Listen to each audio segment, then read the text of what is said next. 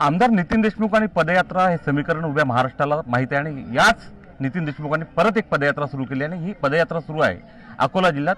आज या पदयात्रेची सुरुवात जी आहे ती गाडगे महाराजांची कर्मभूमी असलेल्या दापुरा गावातून सुरू होत आहे। नेमकं कशासाठी ही पदयात्रा असणार आहे? स्वतः आमदार नितीन देशमुख आपल्यासोबत आहे। पदयात्रा काढतायत काय, कशासाठी? आज अकोला जिल्ह्यामध्ये आमचे जिल्हाप्रमुख गोपाल बाबू दातकर, माजी आमदार दाडू गुरुजी, माजी आमदार भदेसाहेब आणि सर्व शिवसेनेचे पदाधिकारी आणि शिवसेनेसोबत असलेले शेतकरी आज अकोला जिल्ह्यामधून आम्ही 500 किलोमीटर पदयात्रा ह्या अकोला जिल्ह्यामधून काढत आहोत। कारण की महाराष्ट्रातलं सरकार आणि केंद्रातलं सरकार फक्त धर्माच्या नावावर जनतेची दिशाभूल करत आहे आणि आज शेतकऱ्याचं एवढं अतोनात नुकसान झालं। आज शेतकऱ्याच्या सोयाबीनला फक्त 4,000 रुपये भाव आहे, कापसाला जवळपास 6,500 रुपये भाव आहे आणि 2014ला देवेंद्र फडणवीसनी ज्यावेळेस दिंडी काढली होती त्यावेळेस 2014ला देवेंद्रजींनी सोयाबीनला 6,000 आणि कापसाला 10,000 असा 2014ला भाव मागितला होता आणि 2014पासून केंद्रामध्ये आज 10 वर्षे झाले। भारतीय जनता पार्टीचं सरकार असताना तुम्ही एकीकडे सत्तेत नसताना दिंडी काढता आणि शेतकऱ्याच्या मालाला भाव मागता। आज सत्तेत असताना शेतकऱ्याचं अतोनात पिकाचं नुकसान होत आहे, म्हणून शेतकऱ्याच्या सोयाबीनला 10,000 रुपये भाव द्यावा आणि कापसाला 15,000 रुपये भाव द्यावा आणि ज्या शेतकऱ्यांनी सोयाबीन इकलं, कापूस इकलं त्यांना 3,000 रुपये क्विंटल अनुदान द्यावं।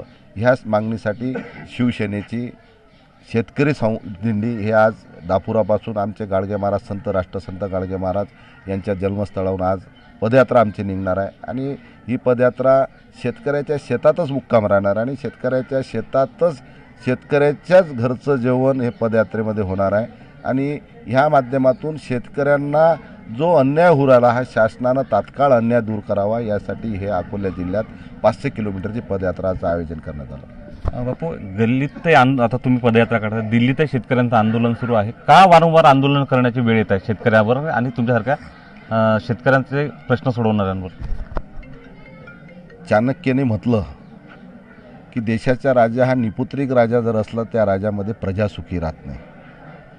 आजच्या ह्या देशाच्या भारतीय जनता पार्टीच्या सत्तेत प्रजा अजिबात सुखी नाही, शेतकऱ्याचं अतोनात नुकसान होत आहे आणि कशा पद्धतीनं पंजाबचे, हरियाणाचे शेतकरी आंदोलन करत असताना आतंकवाद्यासंग जो कृत्य करतात त्या पद्धतीनं शेतकऱ्यासंग हे सरकार आतंकवाद्यासारखं वागू राहिलं। अक्षरशः रस्त्यावर यांनी खिळे ठोकले, बॅरिगेड टाकले आणि शेतकऱ्यावर गोळीबार केला, म्हणून आज संपूर्ण देशातला शेतकरी एक भारतीय जनता पार्टीच्या विरोधात खवळलेला आहे आणि शेतकऱ्याच्या हिताचं सरकारच नाही आहे। तुम्हाला सांगतो, भारतीय जनता पार्टी हे व्यापाऱ्याचं सरकार आहे आणि शेतकऱ्याला न्याय मिळाव्यासाठी म्हणून आज ह्या जिल्ह्यातून आम्ही पदयात्रेला आम्ही सुरुवात केली। राज्यात एकीकडे फोडाफाडीचं राजकारण सुरू आहे, या पार्श्वभूमीवर तुम्ही त्या राजकारणात न पडता शेतकऱ्यांसाठी यात्रा काढतायत, नेमकं का तुम्हाला वाटलं ही यात्रा काढावी?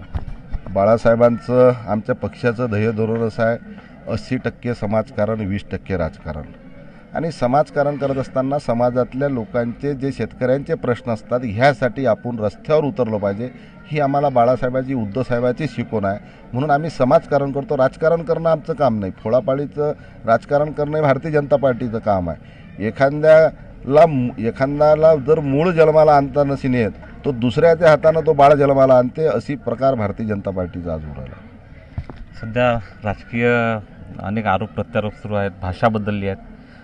अशोक चव्हाण भाजपमध्ये गेलेत, त्यांना डीलर म्हटलं होतं फडणवीसांनी, आता परत फोडाफोडीचं राजकारण सुरू आहे। मात्र तुम्ही याच्या पलीकडे जात काहीतरी वेगळं करायचा प्रयत्न करा। मला सांगतो, भारतीय जनता पार्टी हे भुलून गेली। अशोकराव चव्हाण यांचे वडील त्यावेळेस देशाचे गृहमंत्री होते ज्यावेळेस रथयात्रा निघाली होती आणि अशोकरावांच्या वडिलांनीच या रथयात्रा अडवली होती।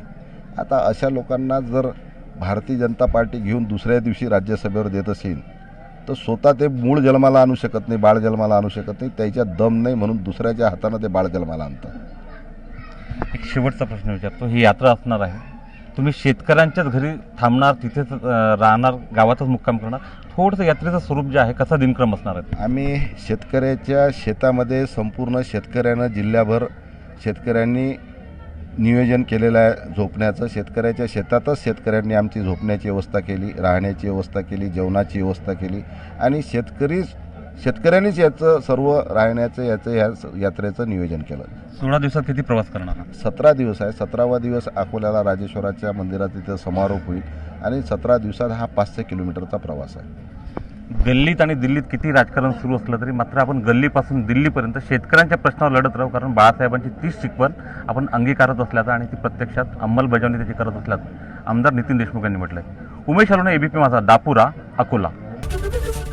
एबीपी माझा, उघडा डोळे बघा नीट.